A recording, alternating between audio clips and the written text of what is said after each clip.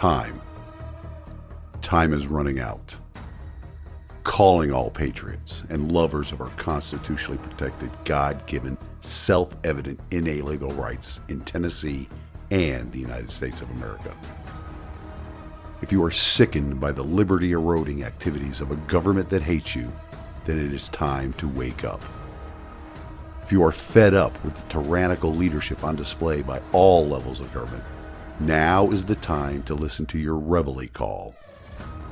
If you are equally tired of the political class, the new aristocracy, lying to you in their pursuit of power and control, now is the time to take a stand in the arena.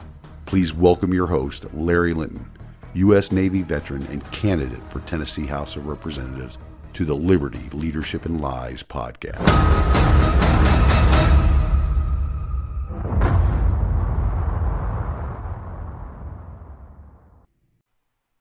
Welcome to the Weekend Update, ladies and gentlemen. Well, it's been a busy few days since this past week's episode. I hope you had a chance to listen to it. The items I discussed in it ties neatly in with this weekend. In last week's episode, I described how our republic has gotten to this point in history, how the electorate's apathy has led to an incumbency rate that created a ruling elite class in elected office. It's what I call the new aristocracy. As I have told you all many times, that if you watch and listen to the communists in office, they always end up revealing their true selves. The member of the new aristocracy we will briefly discuss today is none other than the Speaker of the House, Miss Nancy Pelosi. For a bit of background, this member of the new aristocracy has been involved in politics since longer than I have been alive. You could say it's in her blood. She assisted in her father's campaign events, who is a Democrat congressman from Maryland since before she was born. Her father and brother both served as the mayor of Baltimore. That's a wonderful city, right? She interned for Senator Brewster and Congressman Steny Hoyer, both Democrats from Maryland, in the 60s. She moved to California and continued her career in politics there in the 70s, where she was eventually elected to the U.S. House of Representatives in 1987. So, she has served as a congresswoman for 35 years now. That's the epitome of an incumbent ruling elite.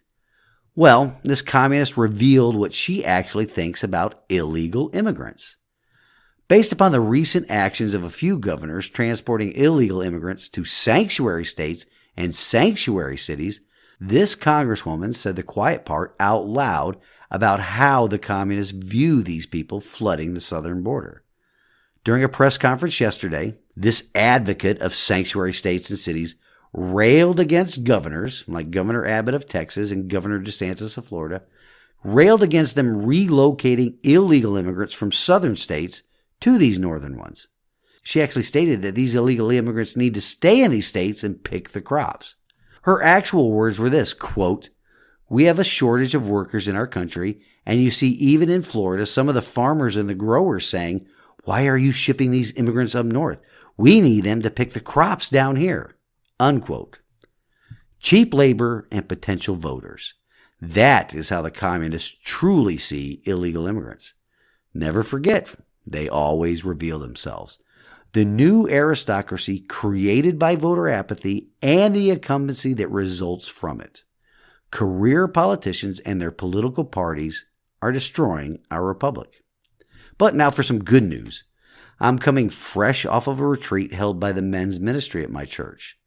One of the key takeaways for me that I would like to pass along to the audience is this: encouraged people encourage people. The reverse is true as well. Discouraged people discourage people. You know, I am encouraged with nearly every visit I make to the voters' homes here in Sevier County, and I hope that I am encouraging them as well. The residents here have been discouraged for so long with the little to no choice they have been offered for elected leadership. If you hear this message and live in House District 12, please be encouraged, because I have decided to take a stand in the arena and offer my service to you so that we can have true servant leadership for our district in Nashville. If you have the chance to come out to one of my next 2 meet and greets, please do so. Bring a friend, a neighbor, a coworker, or a family member. As a reminder, the events take place on Saturday the 8th and Saturday the 22nd of October. Both of them will be at the King Family Library and will take place from 2 p.m. until 4 p.m. I hope to see many of you there. Until next Saturday, this has been the weekend update of Liberty, Leadership, and Lies with Larry Linton. I pray you all have a wonderful weekend. Stand in the arena with me. Reveille, it's time to wake up.